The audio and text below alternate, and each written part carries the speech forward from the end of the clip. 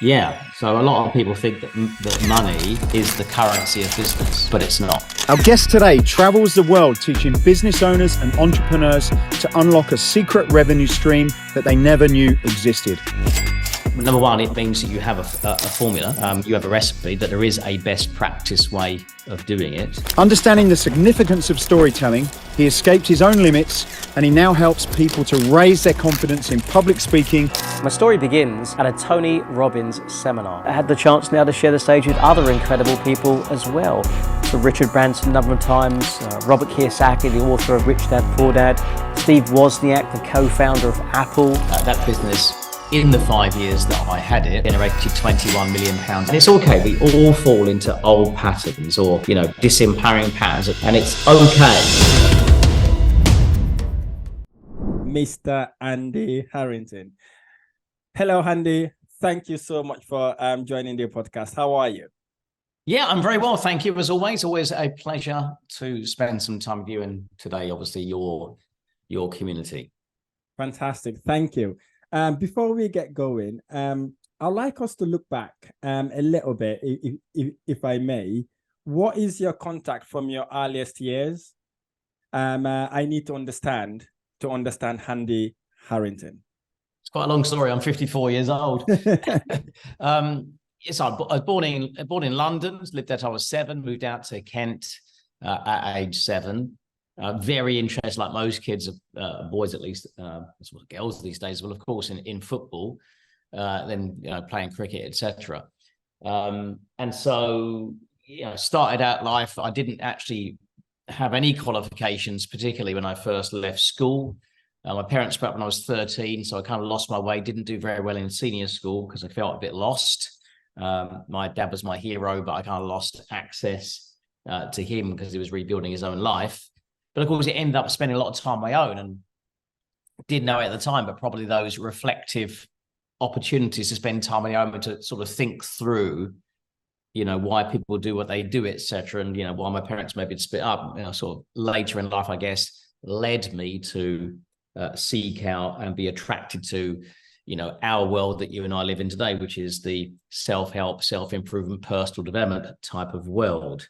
Yeah. And I fell into a few jobs to begin with, stacking shelves in a supermarket, etc. But my big sort of ticket out of that was I kept seeing adverts, for sales jobs, and they often said, sort of experienced, acquired, etc. And I love this OTE, this sort of on target earnings, like this really big number. I went, oh, that looks great. But never managed to land a job in that until ultimately a company took me on. And I ended up selling photocopiers and mobile phones. And mobile phones, I'm talking about mobile phones weren't a thing because they weren't that mobile because they were the size of a breeze block and a big phone on the top. Because batteries haven't really got down to a slim enough size yet. And we'd sell them to like building sites, etc. But ultimately, that's that getting into selling and doing reasonably well at it led me to work for a company called Churchill Insurance.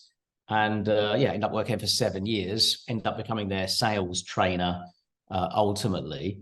And because I'd done well as a salesperson.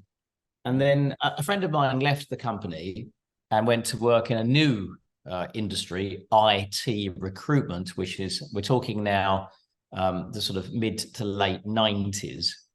Yeah. And he said, come on over. And I was quite, I was very reticent to do so because I had this hang up that I didn't know anything about IT. And so I thought, well, how can I sell IT? I know nothing about it.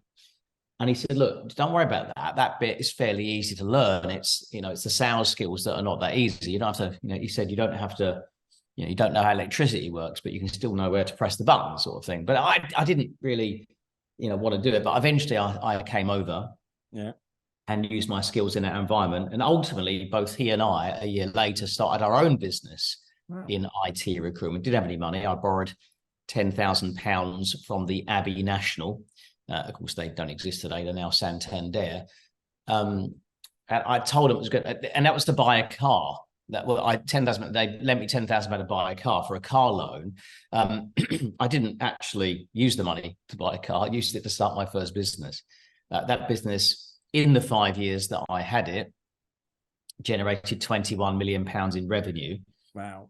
So that was a great business. But then what happened was my partner at the time, we ended up ultimately going to see Tony Robbins live in America because she had some personal challenges to overcome. And, he did transform my life, to be fair. He ended up doing a live intervention, as he often does, those who know. And she was the subject of that intervention with him. Wow. And as a result, her life changed. I remember thinking to myself, wow, this is amazing. Look, this person's managed to solve this problem inside, less than an hour. Yeah. And, we've been struggling with it for some time. And I voiced went up my head and said, well, maybe that's what you should do. Maybe you should do it. But I thought, but I can't do it because, look, who's going to listen to me? What do I know? I'm just little old Andy Harrington, right? And I'm little old, definitely little old, because I looked at Robbins, he was huge, and I'm not. And I thought, you can't be like him. He's a giant. His teeth are bigger than you. And as stupid as that sounds, we all have some version of that for ourselves, don't we? I'm not X enough. I'm not enough of something. Yeah. And what that often leads to is, I think we have these hang-ups in our mind about not being good enough at something, or that, we're not quite perfect enough yet to sort of broadcast ourselves out in a bigger way. And so what we end up doing, what a lot of people end up doing, is they're successful, but within sort of like a boundary of okayness. Yeah. And so ultimately, I didn't do anything with it. I had the dream, but didn't do anything with it. But luckily, because we'd already invested in advance for a year-long program, we had another event to go to. This was Date with Destiny, Hilton Head Island, South Carolina, United States. Yeah. This time, I ended up being the subject of intervention with Tony Robbins. So how about that? That was kind of it wasn't really an intervention. It was just he asked us all to pair up with a stranger and stare into their eyes. And at the time, based on my parents splitting up, I was pretty much an introvert. Yeah. So I thought I'll just sit this one out. I won't participate. So the lights dim down, music starts playing, and I think, well, maybe I'm missing out here. So I look for a partner, can't find one. I was the only person left in the room without a partner was Tony Robbins. So I managed to walk towards to the stage, get past security guard, motion to Mr. Robbins, in a non-verbal way, would he be my partner? And to my complete surprise, he agreed.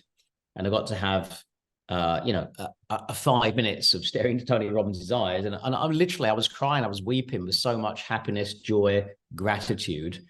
I made my decision at that moment that I was going to start a training company and train people in personal development in order to, better their lives. So, he'd done so much for me. And now, when I started, I didn't know anything, right? I was just making stuff up. I was, basically I was a Tony crony. I was, copying Tony Robbins' type of content, if you will. Although I did study NLP and, I started teaching that as well. But ultimately, in the end, all of this led, several years later of having run a training company in personal development, it ultimately led to me not just teaching that, but then teaching presentation skills.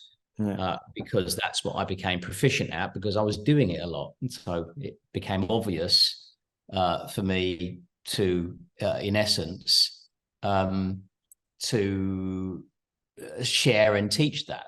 Wow. I do really like that. So I just want to draw you back a little bit. I know you may have encountered working with Tony Robbins. I just wanted to ask, what was that trigger moment? What was that epiphany moment? Is it because you couldn't have access to your dad anymore? What was that one thing that really made you make that decision to go to that event that has now transformed what you're doing right now? Well, I didn't go for me. I went for my partner. We went to the first Tony Robbins event, really, and purely and simply and only for her. It was only whilst in that event myself, I realized there was something for me to be there as well. And that's really what triggered it. Fantastic. Okay. Thank you for sharing that. You did mention working for an insurance company, Churchill. which consequently probably made you wanting to do like what you're doing now, Presentation Profit, by going to Tony Robbins shows. But what really triggers that for you to start to kind of think about that, making it as a business instead of just learning about the psychology of it or how you've overcome whatever obstacles you faced with you and partner? Well, I'd seen in London, you know, in the I'm talking here the very late 90s, early 2000s. I had seen in London these various events free events that people were doing. Yeah. And at the time, there were only a couple of providers for these free events. And those were one company was doing property events. That was Russ Whitney events that later, I think that brand was bought out by Tigrant, I think. Another company were doing an options trading course, not options in property, but options based on stocks. They were called Optionetics. But there was a guy in the UK that was doing it at the time, Darren Winters. Mm-hmm. What actually happened was, luckily, it's not luckily, but after I'd been to the Tony Robbins event, I became part of something called the Yes Group. Now, the Yes Group is a Tony Robbins, that people have been to a Tony Robbins event that want to keep that energy going. They meet one Wednesday, I think the last Wednesday of every month in London. Yeah.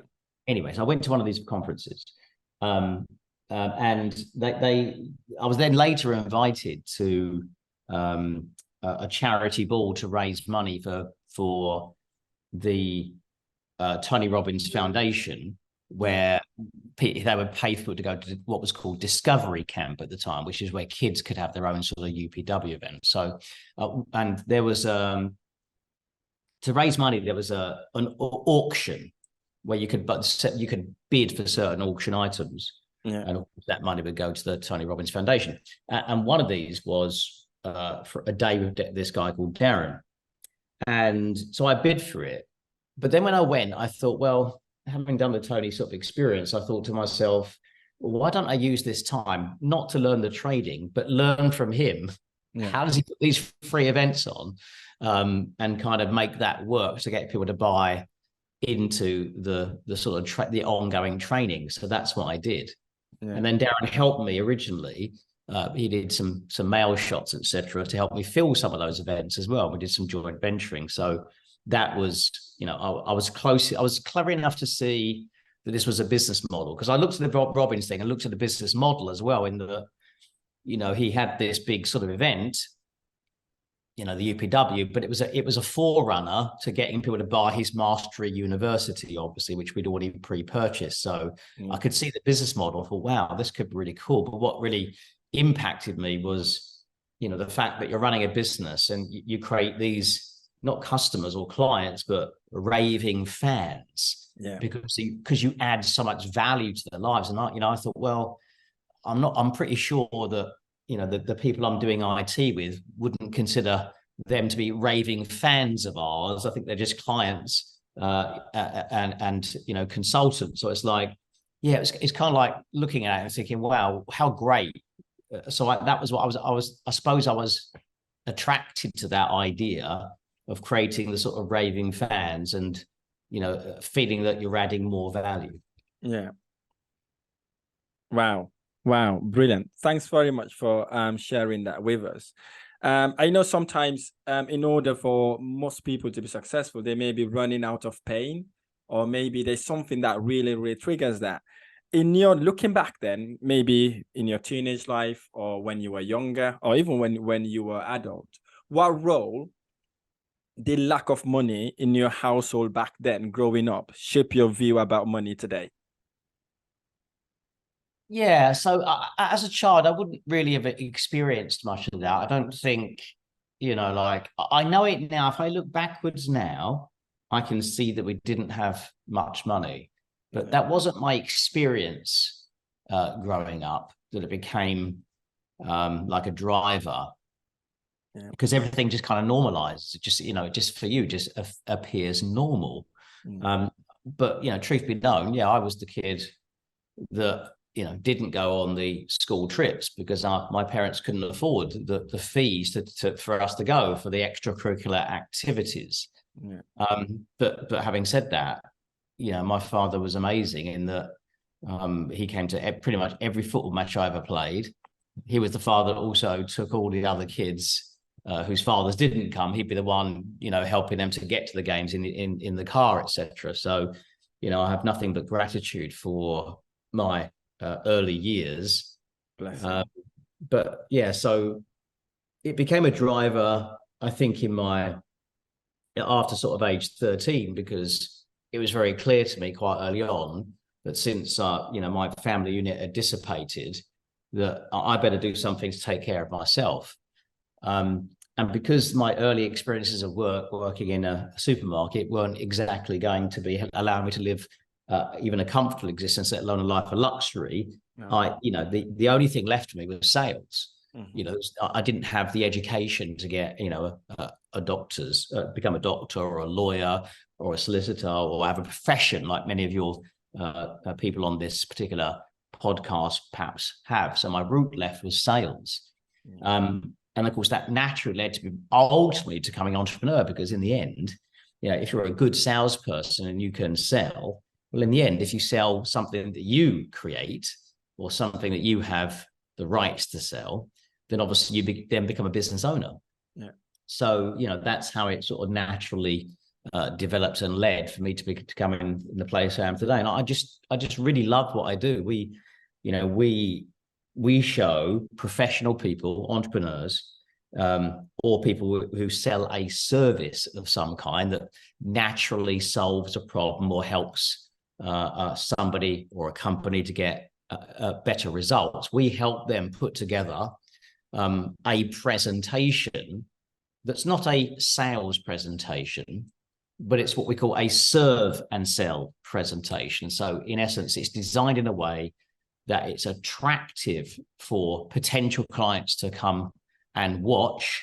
Now, of course, we do this online these days. Back in the day, it was all done in person, but that they would be attracted to come and watch a virtual event for 60 minutes, maybe 90 minutes, a couple of hours, or even longer, get loads of real, tangible, tactical information that they can then go and apply or implement in order to start resolving their issues. But equally, most of the time, those people who are very interested in solving their problems, because not everyone's willing to solve their problems, it's a natural, logical next step for them to want you, the expert, to actually help them implement that advice to get a faster, or shall we say, a better overall result. And if you're offering the opportunity for them to potentially become a client of yours, with your ongoing support, whether that is in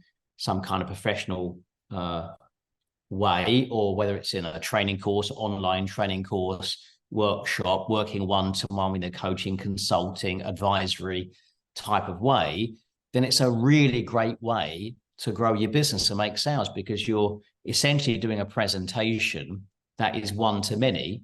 Yeah. So you're able to broadcast out essentially,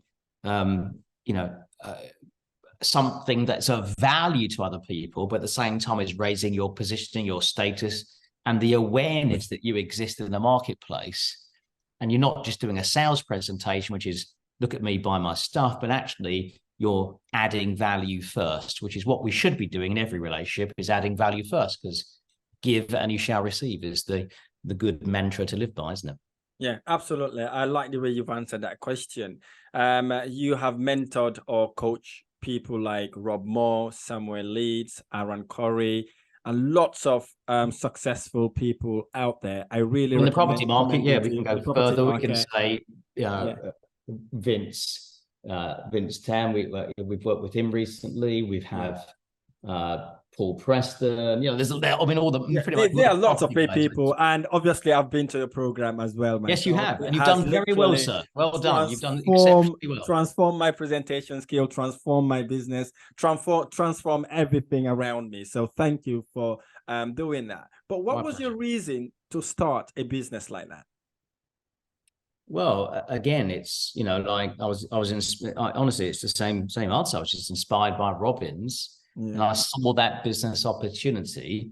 And obviously, because I had a little bit of assistance from Darren, because obviously Robbins doesn't teach how to run that kind of a business. He just teaches personal development in essence, because that's his game. So that obviously he understands the mechanisms behind it, but he doesn't teach it. So I went to somebody who actually did teach it. And, because I'd already done, while I was at Churchill as a salesperson, I had evolved into becoming the sales trainer. I did feel that I had a little bit of, maybe some skill in this area. It was very raw and undeveloped, but at least I'd got past the fear of public speaking because I'd done it a few times. So it wasn't, something that I was, wanting to stay or move away from and had fear around, far from it. But obviously, I just saw the business opportunity, I think, of doing a presentation that, in essence, in itself added value. Because you go to a UPW event, Unleash the Power Within, as far as the business is concerned, that's the forerunner to get people into the next event, which is Mastery University. Yeah. But the UPW event in and of itself is of enormous value. And so what I wanted to do is to give people enormous value in a free presentation, way more value than spent. And that's what you've got to do is, if you really want to create raving fans, if you want to get people, queuing up, for example, to be, to get your help and to be your next clients, then you have to give so much value, way more than they would possibly expect. Yeah. To the point they're going, wow, this stuff is just amazing. Because, today in the marketplace, if we go back to early 90s, beginning 2000s, we're talking about the events industry, let's call it that, of this way of doing a pitch or a sale, was so much in its infancy that there were really only a very small number of players who are doing anything relating to the kind of thing that you do or I do today. Yeah. And so that was good for me in the beginning, because I was able to jump in early and claim my space. I've been doing this over 20 years. But equally at the same time today, it's better today in some respects, because, I don't have to go to Leeds, Birmingham, Dubai, Australia, to go and do those free events locally. I can do it, from a virtual event experience. Yeah. And of course, there's, I didn't have the advantages of back in the day of Facebook, YouTube, Instagram, etc. So I was doing adverts in all the local newspapers, all the free local newspapers around London, for example, to promote an event, a free event in London. Or I was putting radio adverts on LBC radio. And they are very untargeted and very expensive. And there's no way to know if they actually are going to work. You just got to spend the money and give it a go. Whereas today, it's so much easier to market yourself using those channels. I mean, the opportunity today to broadcast out to a wide marketplace is there, but also the opportunity to broadcast out to a narrow marketplace is also now available to us all. But that's also the problem. It makes it easy for new entrants to get in. Yeah. Which means you can get in, but the problem is it's also, there's lots of choice and people have seen it. There's nothing sort of novel about it. Yeah. Therefore, the only thing that's going to make a difference is a few things. Number one, the quality of your performance. So the quality of your presentation skills, your storytelling ability, your ability to engage an audience for long periods of time. Because if you can only engage an audience for a short space of time, 10 or 15 minutes before you start, or they start becoming somewhat bored or ambivalent to your message, then they're never going to become a raving fan, because they're not going to spend enough time with you for them to become sort of woven into your way of doing things. They're not going to have that kind of connection. I always say the longer time people spend with you, the more money they'll invest with you. So you have to upgrade your presentation skills enormously. And especially if you're doing it online, because some people are very good in person, they can present in person, but they kind of go a bit to pot when they're presenting to a camera. So that's a new skill as well. So that's why we teach in our virtual events, the free ones, which are amazing by themselves, we teach people how to do that, how to construct that type of presentation and how to perform it. Yeah. And of course, those that watch that event and say, yeah, I want to progress. What's the logical next step? Then they end up, as you did, in our public speakers university 4-day program. Yeah. Just finished one yesterday, which we typically run them once. Amazing program, by the way. It would blow your mind away if you ever choose to join it. It's amazing. Well, I think, people come, rightly so, to learn, how to become a better presenter, to present for profit and use it as a vehicle. But what they find out is when they get there, that it's a bit more than that. It's a physical, mental, emotional, spiritual, financial gym that you're working out in for 4 days whilst you build it. Because, you and I, and pretty much every entrepreneur, is in the business of change. Because your target market, the reason they want you or may need you is because they don't want to be over here. They want to be over there. They want to implement some kind of change. Yeah. Here's the point. You cannot really, you can't, with all sense of honesty, sell someone your target market on making a change if you personally aren't also willing to make a change. Absolutely. You have to constantly embrace change in your own life. Yeah. Otherwise, you're asking people to do something that you're not consistently willing to do. Mm-hmm. And so therefore, for you to become for you to become the person they have as a raving fan, for you to become the choice that they would logically make to take them to the promised land of gain, then you also need to constantly keep on embracing change. And for some of us, that's not easy because, change is never easy.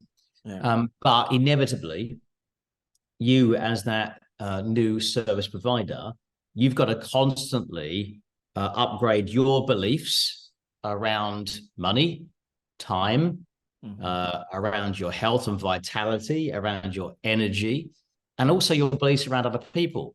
All of us are carrying baggage of some kind, right? We've all got a knapsack on our back here somewhere of some kind of baggage.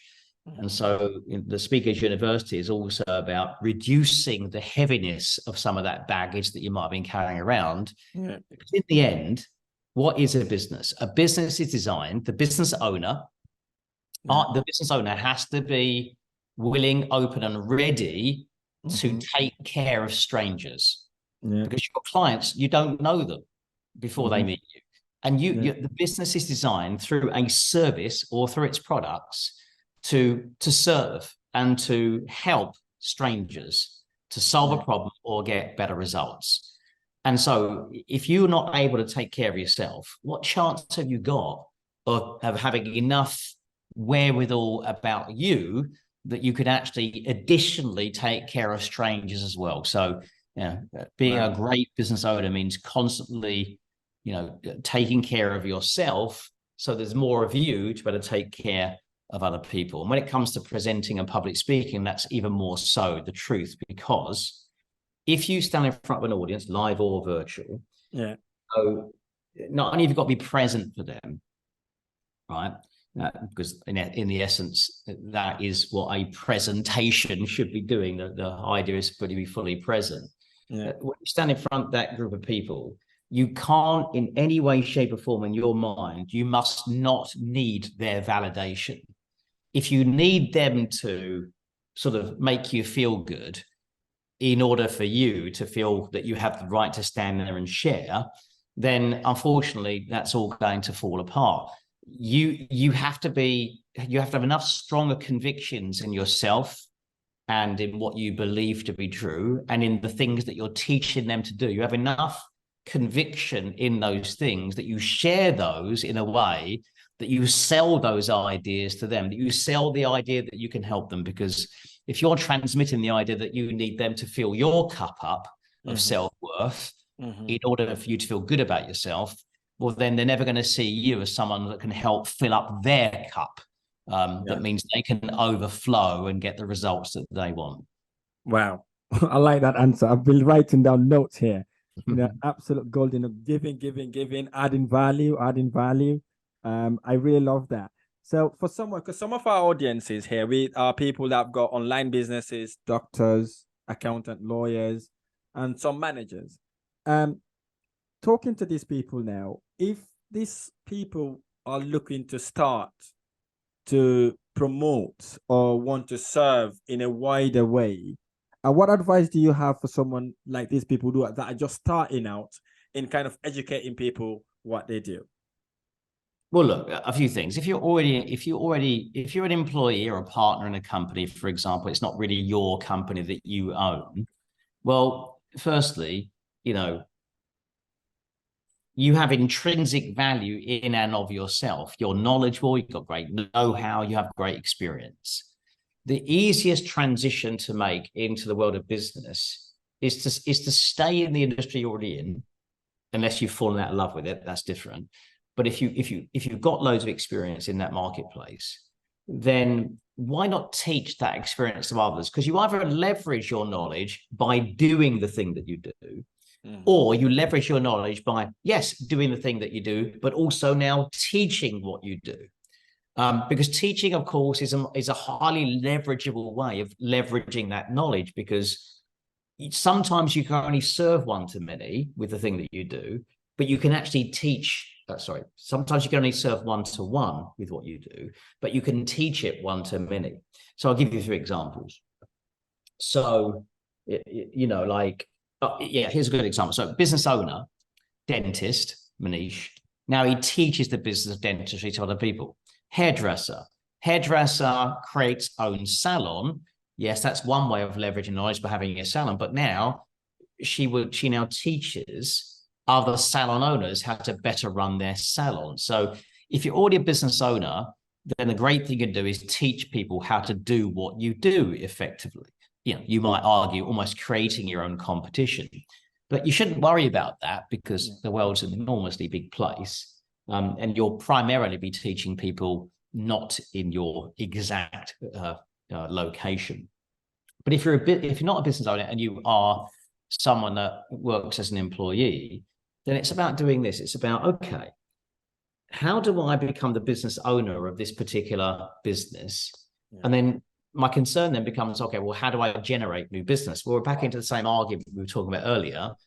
Teach through virtual events what you know, and invite people then to take a logical next step to become a client of yours.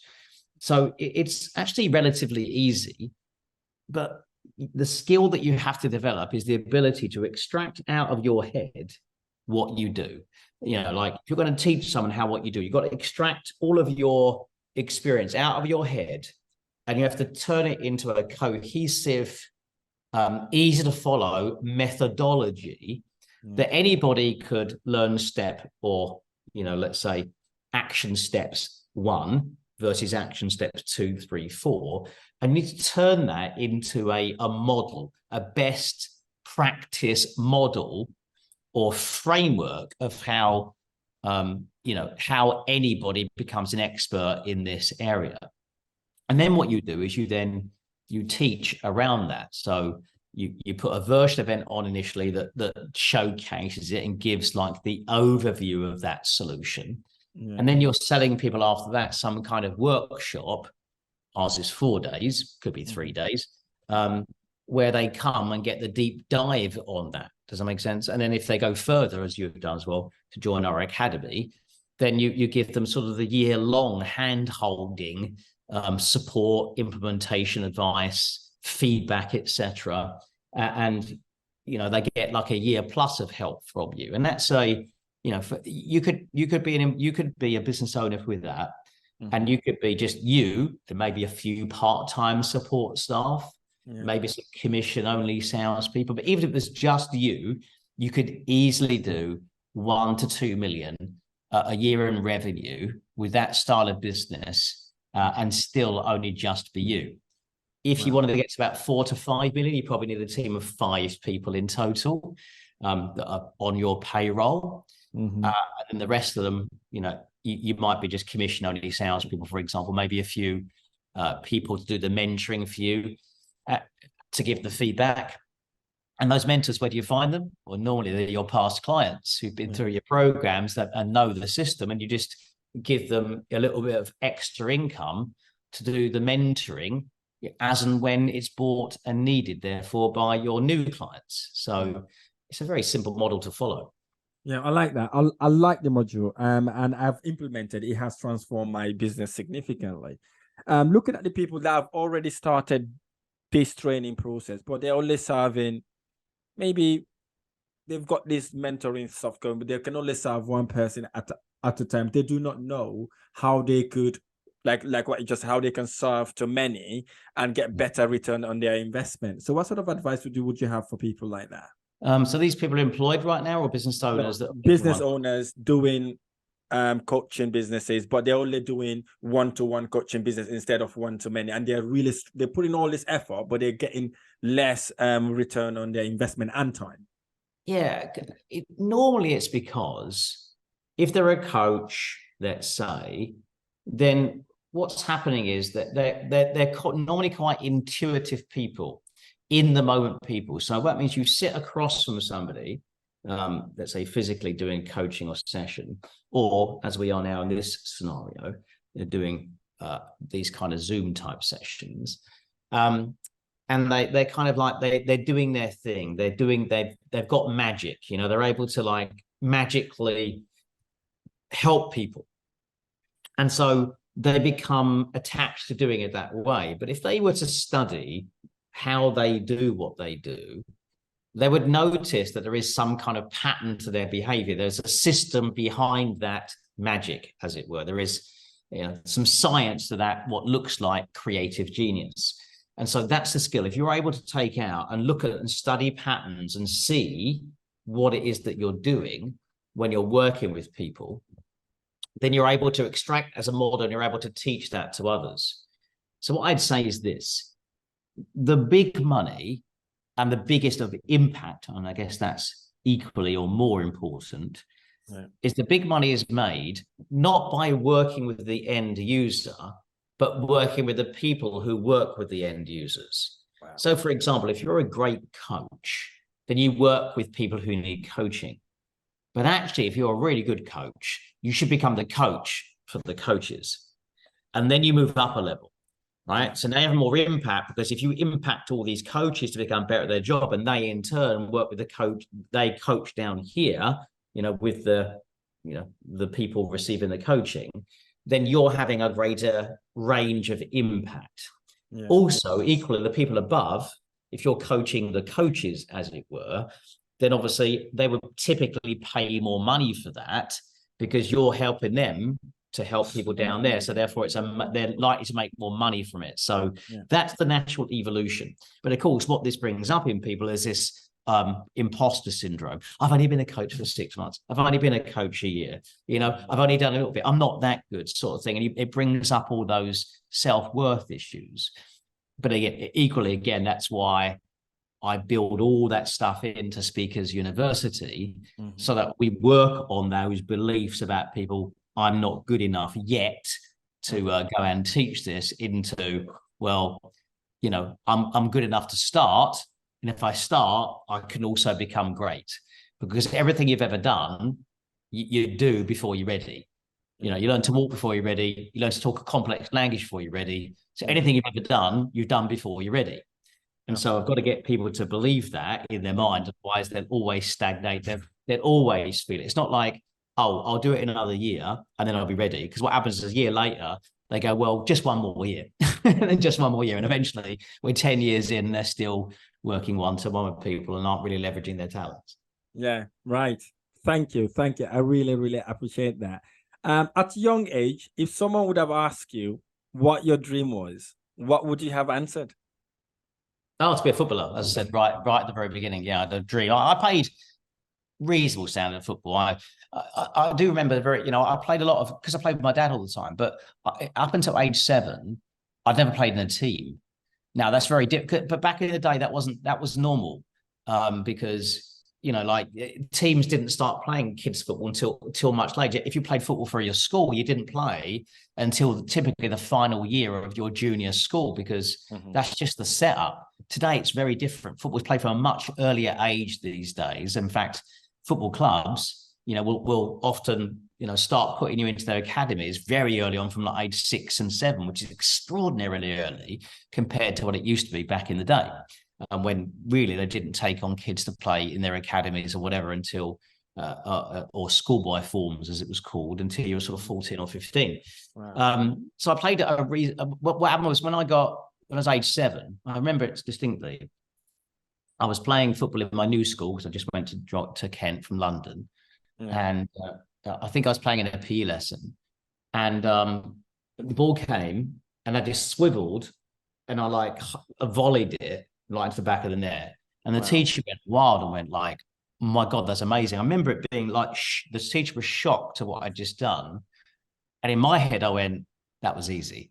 Like you've overpraised me there. Like I do that all the time." And it was only then that I started to realize, well, hang on a minute.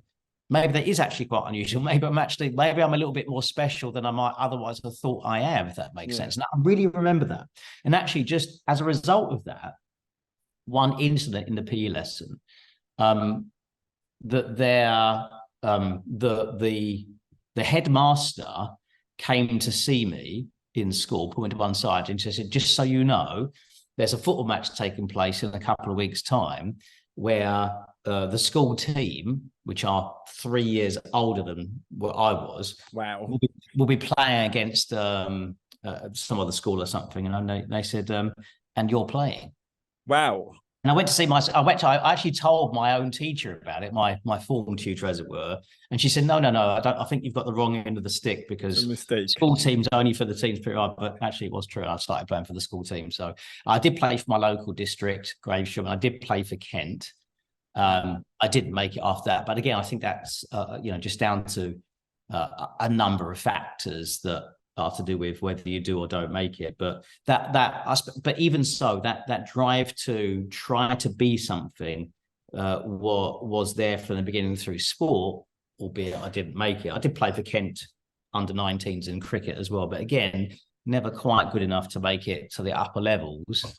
But in many respects, I guess I'm happy about that, because that need to fulfill on that wanting to be successful, I guess, has stimulated me to where I am today, and I'm happy where I am. Yeah, brilliant. Like that answer. So you have public speaking training business, and I can see when joining when I was in your program, the effort you make, the genuinity to help serve people so they can take advantage of the superpower they have in them. That is an absolute amazing genius skill to have. I know it comes out of you naturally. Right. I'm just wondering, why and how do you become the best in what you do? That's a constant, never-ending improvement thing. I don't, to become the best at what you do has to become an obsession. And it means that you never stop doing it. So, 20 years in to doing what I do, I'm 20 years into big, and then obviously now more micro changes consistently to make what I do better, because everything can always be better. Right. And that means, like, from a training perspective point of view, it's like when you first begin and you create a training program from your mind, your training program is going to be it's going to be riddled with holes, loads of things that, like you're making too many assumptions about people's ability to be able to grasp what you're saying here and then implement it over here. And so what you end up doing in the end is learning from the results people get, listening to feedback and filling in those holes, or making what you do, or explain what you do better, or giving them better materials in order to understand it, whether that's a cheat sheet, PDF, the exercise is broken down to smaller, manageable, bite-sized chunks. It's about trying to make the implementation of what you do so easy for your potential or clients that it's almost like you have to be an idiot not to be able to follow the process. That takes time. However, it shouldn't stop you or worry you about getting started, because look, Apple release product, Apple release a piece of software that has holes in it. Yeah. And Microsoft is the same. But and the reason there's holes in it isn't because they know the holes there and can't be bothered to fill them, is that they don't know those holes or bugs exist yet. The only way they're ever going to find out is by giving it to the marketplace and say, use this. And so what will happen is the marketplace will use it, and inevitably there's going to be some bugs. And so, release 2.0 of that particular software is then sent out. And so on until it gets to release, 75.0, whatever. And in which case they probably end up releasing a whole new bit of software, which builds upon the one that was there before. That's no different in business. You constantly have to create your version 1, 2, 3.0. But let me tell you, whilst you might be embarrassed about your initial 1.0 2 years from now, when you look back at it, version 1.0 was so much better than version none 0.0. And you only get to version 20.0 by going through versions 1, 2, 3. And the point is, you don't create version 1.0 or 2.0 or 3.0. You don't get to create those versions unless you ship what you have. So you have to go and serve what you have, knowing it is intrinsically going to have some holes in it. But rather than be fearful of when people point at the holes in, find a way to get some polyfiller out, fill in those cracks, make it better. And then the next time you release, the next version, it's not got any polyfiller in it. Those cracks don't appear at all. And if you do that for 20 years, like I've been doing it, there's only some little tiny cracks in what you do. And then, of course, because, if you naturally serve people that get great results, then if you're able to get a small subset of those clients to become advocates, to become ambassadors, to become, part-time hired mentors, because they already are using what you do, they are indeed walking, talking adverts for it. Yeah. You don't have to pay them on a salary. You just pay them as and when, because in the events industry, you only need them when you run an event. Correct. So when we were in a speakers university, we just ran one. It had 17 people in it. We had one mentor per 2 people.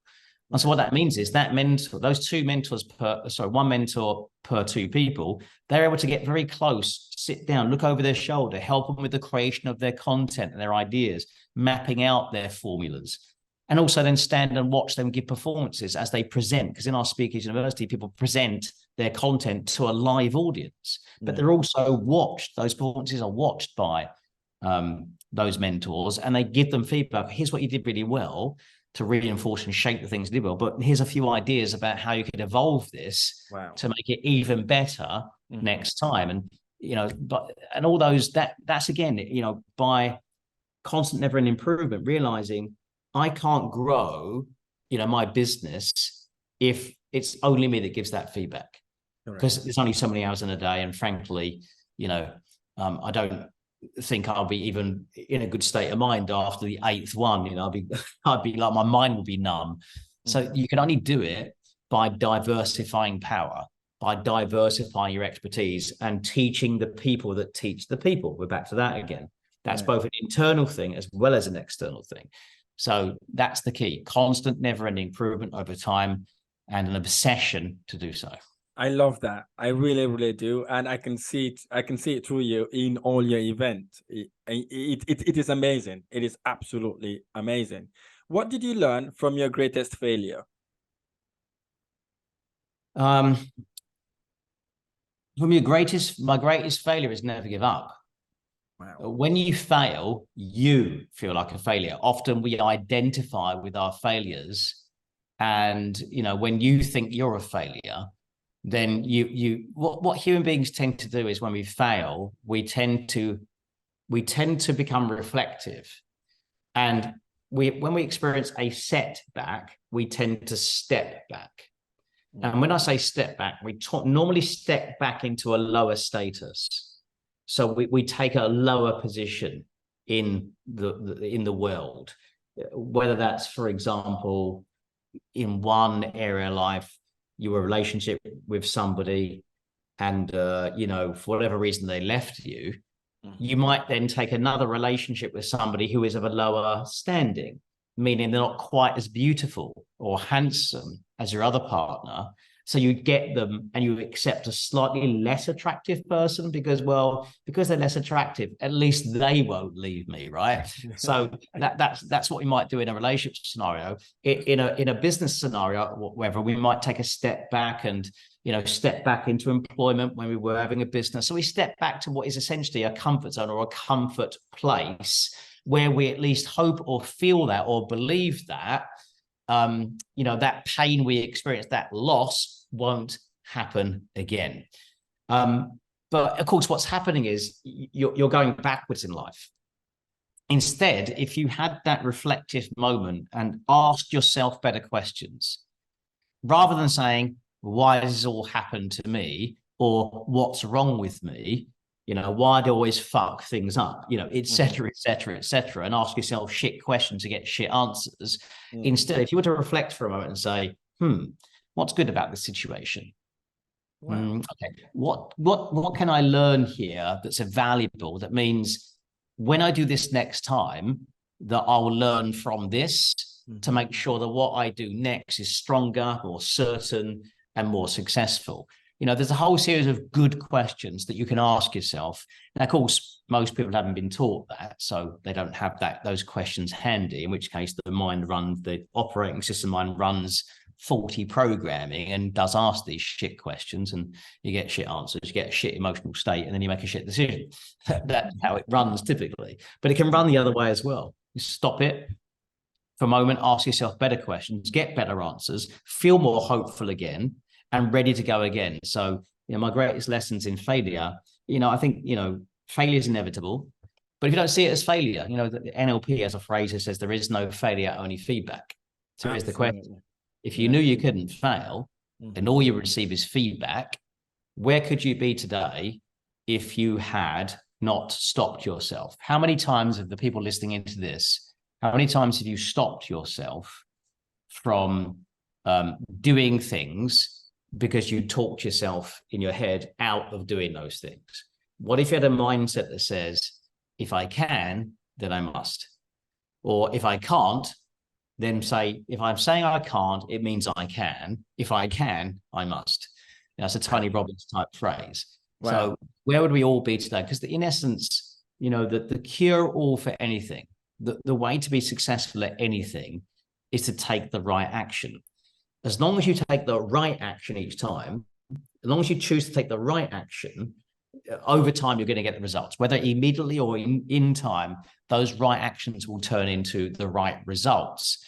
But the problem is, a lot of the time, that right action, thing you need to do, that's the right action, it's the right action that scares people, because doing that right action, that they might be afraid to do it, because the right action may carry with it, again, that fear of failure, that fear of loss, that fear of ridicule. And so what they do instead of taking the right action is one of four other things. And the four patterns they fall into, number one is being a person of inaction. So taking action, it's called inaction, which means they're not really taking action at all. They become inactive, or they become reactive. Reactive means running the pattern again. They tend to be the sort of person that, because they've had failure in the past, they want to control everything. They become reactive, blaming everybody else, which they don't trust anybody else, which means they can't take on advice from some other person or an expert like you and I, because, I don't trust other people because my belief is people let me down. The fourth type is people who are protractive. No, protraction. What does it mean if you have protracted negotiations, for example, it means they're lengthened out. They're longer than they should be. So someone who's protractive is taking action, but so slowly, they may as well not be taking action at all. And the fourth coping mechanism, which is not right action, but some form of action, is distraction, where the person becomes fragmented, isn't able to focus on only one thing. They've got their fingers in 20 other pies, as we say, because what they're afraid of is commitment. So they like to keep their options open. In life, if you want to succeed at something, it has become an obsession, which means you have to fixate on it, one thing, to the exclusion of everything else while you're doing that one thing. But people who are distracted can't do that. They are distracted constantly by social media, this, that, etc., and they can't get the task completed and finished because they're afraid of being judged. And if you've always got an exit, if you're always a work in progress, you can always argue, I'm not finished yet, in which case you can't judge what I've created because I'm not done yet. But it's like people say, I'm writing a book. Well, there's a zillion million people are writing a book. Finish the freaking book, get it published. Then it can be judged. Yeah. People don't do that. I like that. I like someone also said, you only fail when you give up and stop doing what you want to do. Basically, they said that's the only time you fail. As long as you're doing, improving, working on it, as you've just said, you can always improve and then obviously carry on from there. You have spoken alongside the like of Sir Richard Branson, Lord Alan Sugar, Bob Proctor, and Tony Robbins. What really motivates you and drives you to be doing what you're doing now? I want to be remembered. Wow. Like, there are people on the planet whose message is living on 2,000 years later.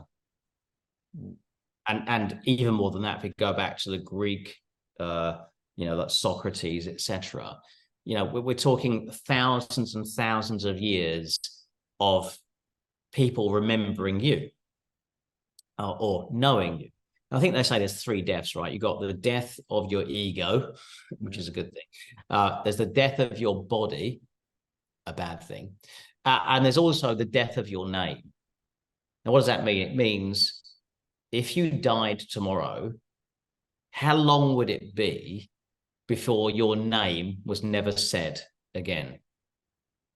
For most people, it's not that long before people remember it. So, and the greatest, the people that get remembered the most are 2 forms of people. And they are educators and entertainers. People that are remembered the most are educators and entertainers. The most historical characters that we can come to are maybe the religious teachers. So they are educators. Mm-hmm. And we also remember the entertainers, the people who made us feel something, the people that made us laugh, the people that made us feel alive inside. So here's my goal. How can you be both?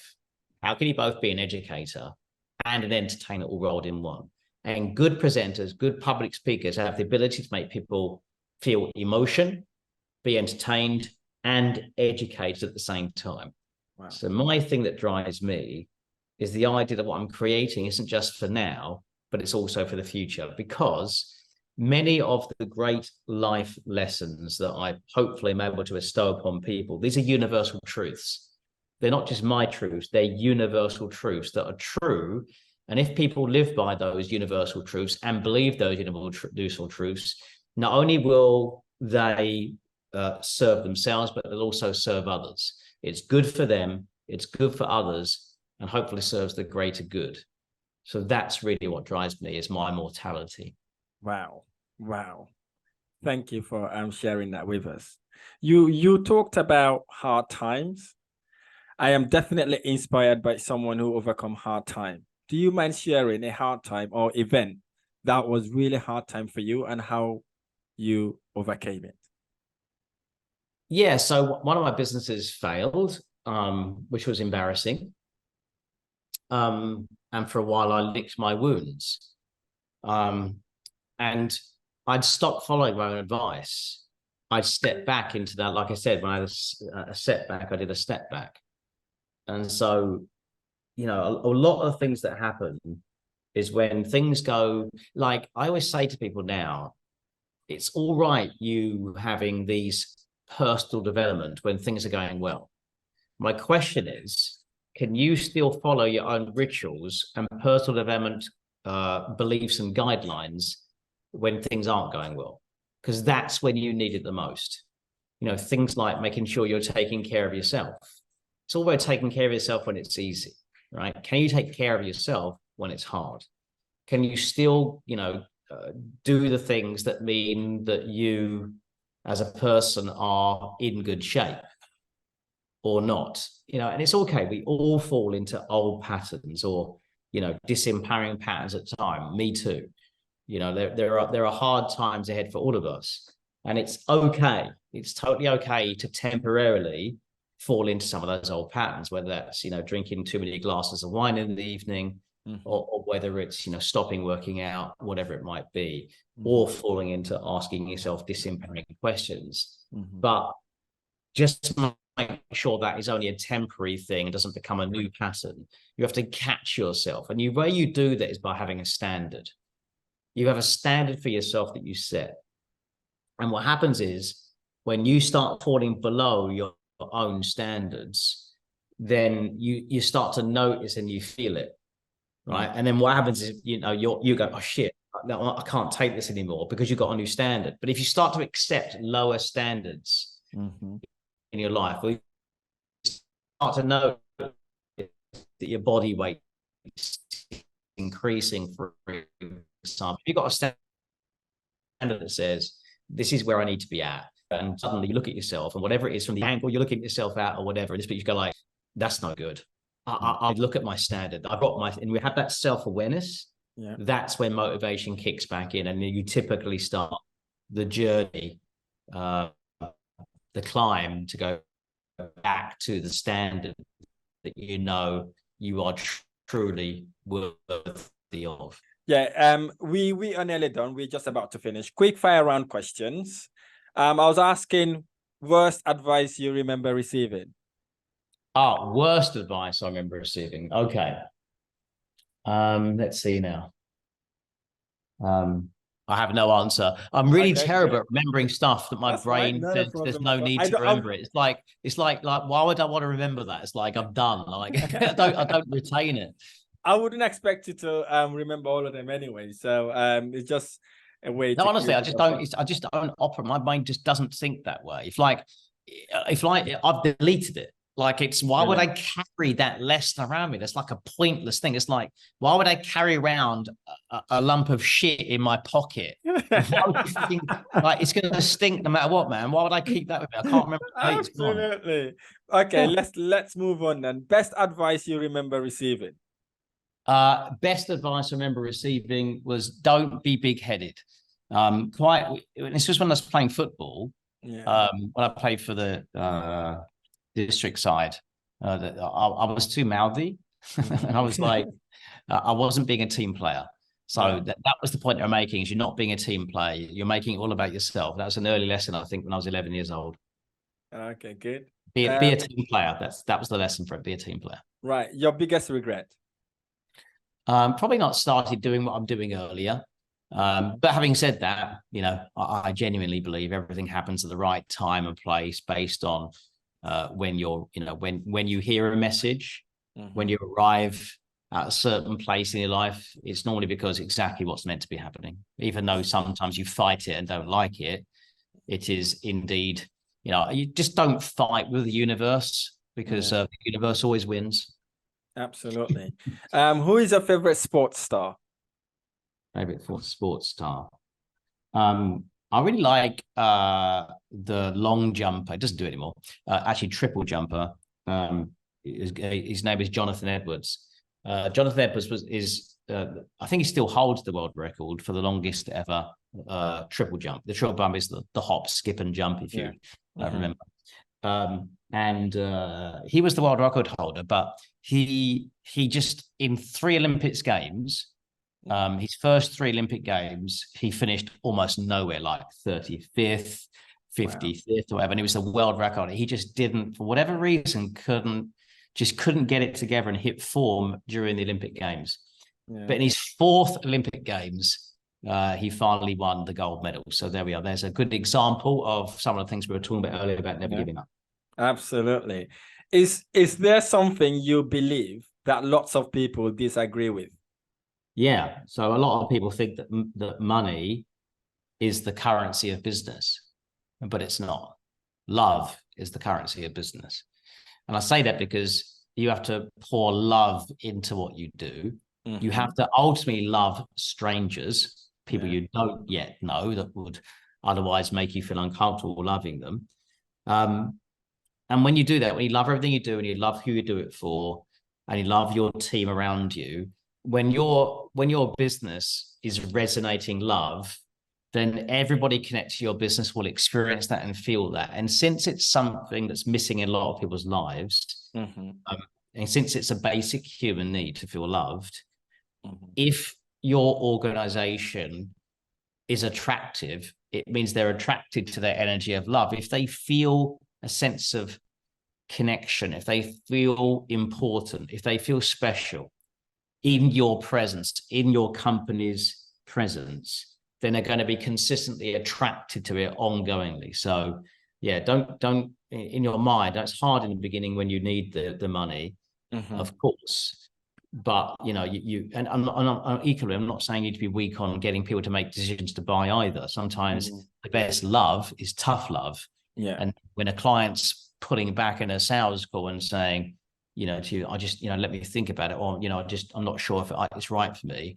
Now, given what they've just told you about the pain they're in, for example, or the situation they need to resolve, sometimes you need to hold it into account and say, okay, I understand. But let me ask you a question. How is waiting going to serve you? Now, you've been putting off this decision for some time. What makes you think by putting it off now is going to help you? You just told me that you're in a lot of pain right now because of this, and this. And you told me that the consequences of not solving this are this, and this. So is that what you want? What's greater now? The pain of making this decision, the pain of trusting me that I'll deliver on my promise, or the pain of staying where you are and keeping these problems and all of the consequences that come from that? Would you tell me which you think is the less painful solution?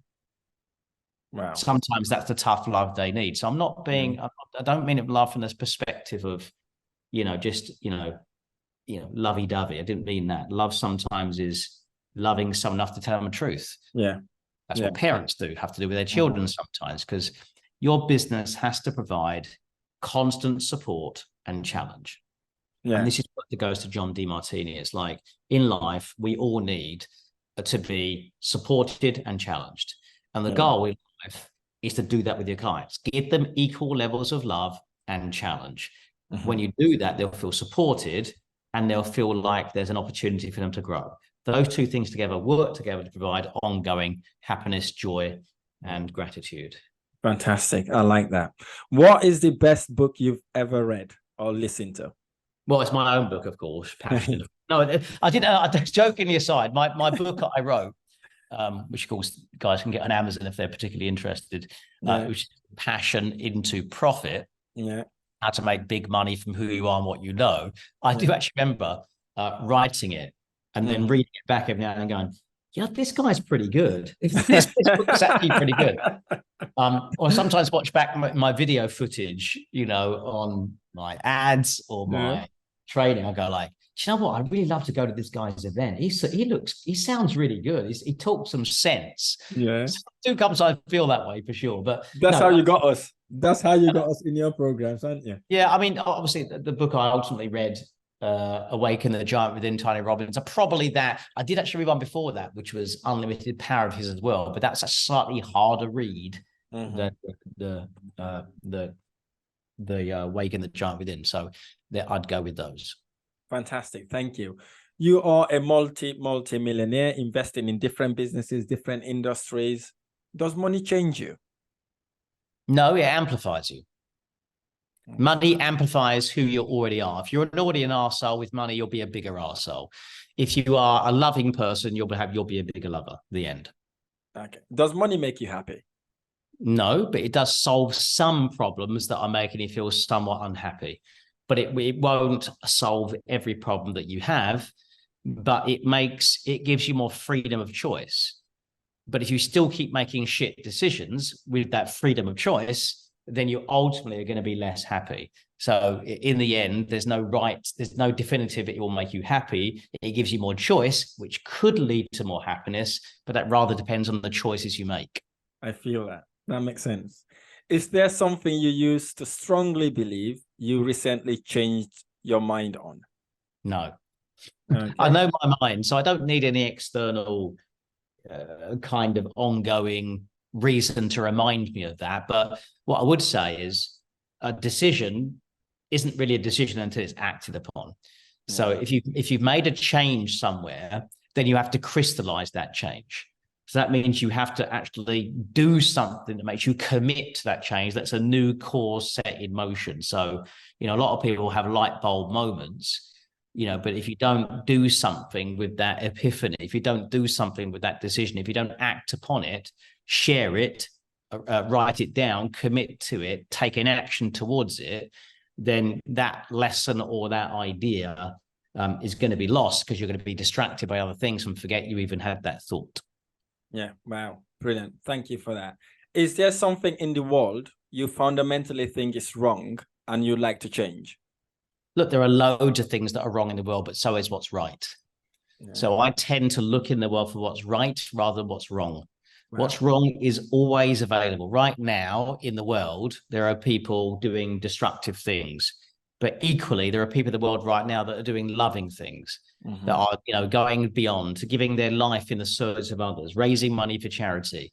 Yeah. So all those things, there's always an equal. There's never a left without a right, never an up without a down, never an in without an out. I choose to focus my camera of perception on what is right. Fantastic. I like that. This podcast is called Property Investment Blueprint. What does investment blueprint means to you? Well, from number one, it means that you have a formula. You have a recipe, that there is a best practice way of doing it. And obviously, it's investment. So in essence, you're helping other people to make an investment. And the best time to make those investments, good investments, is as soon as possible because of compounding. Yeah. So, if you've got young members right now, even people in their 40s, maybe even 50s, it's not too late, to use that power of compounding as soon as possible. Anything you can do to take financial controls into your own hands and taking away from financial institutions who do not have your best interests at heart, despite what they might say or appeal to you. Make your own financial choices and decisions. You don't need financial advisors who are going to take 2-3% of your money in order to give you the investment advice. That's something you should be doing yourself. By all means, learn how to do it from people doing it, because the banks, those financial advisors, they're no more financially astute than you are. They go down the pub on a Friday and a Thursday and a Wednesday, drink Guinness at, at lunchtime and come back and play with your money. I don't think that's a particularly good idea. So instead, build a business. That's one form of investment, and or invest some of your capital in some safe investments, and let those safe investments, let them grow over time using compounding.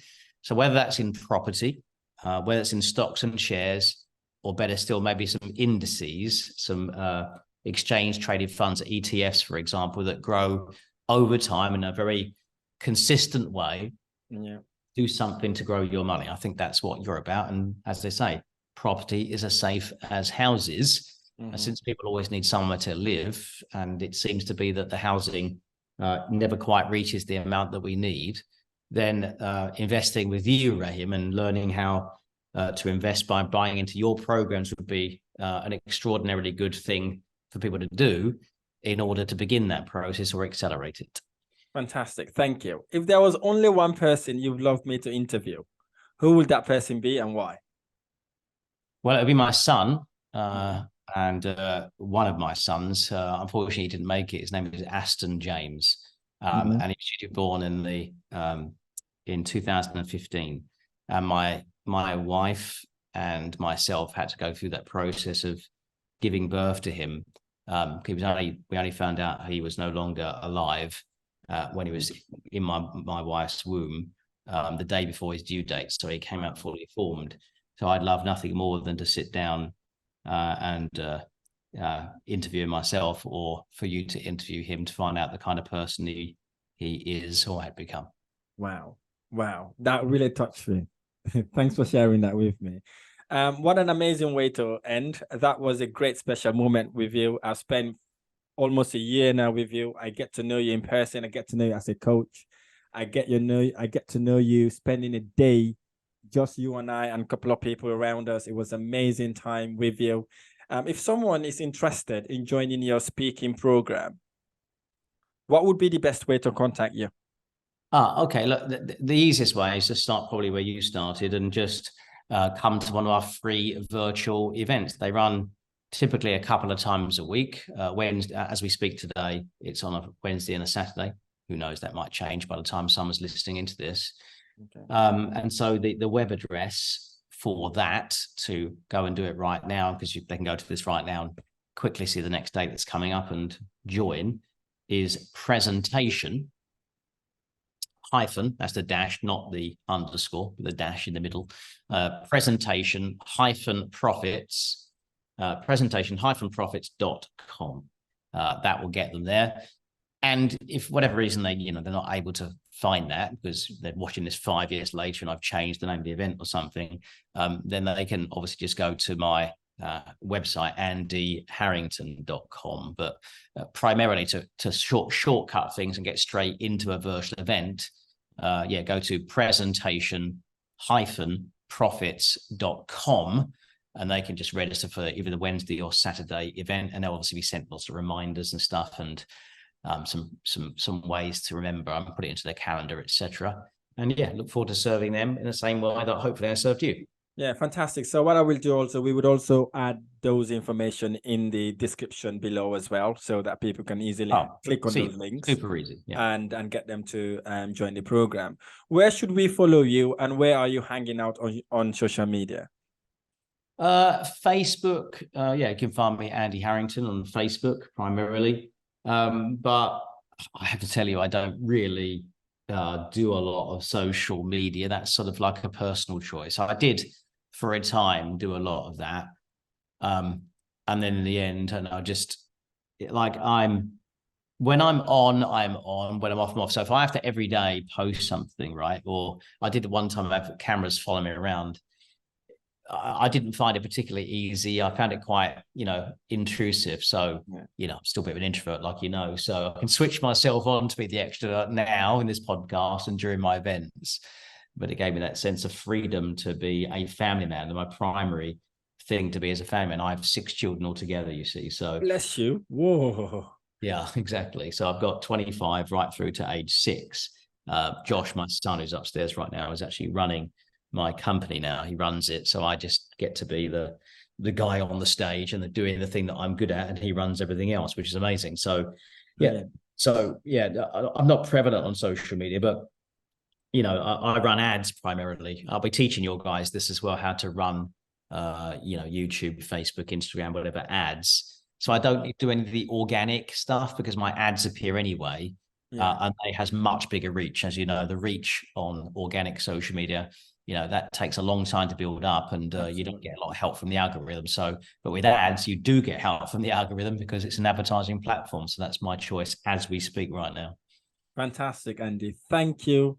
Thank you for your inspiration, and thank you for helping people use their knowledge, their skills, their services, and their product to reach wider audience. So thank you. Thank you. It's been a pleasure having you in the Property Investment Blueprint podcast. Always a pleasure. Fantastic. Thank you.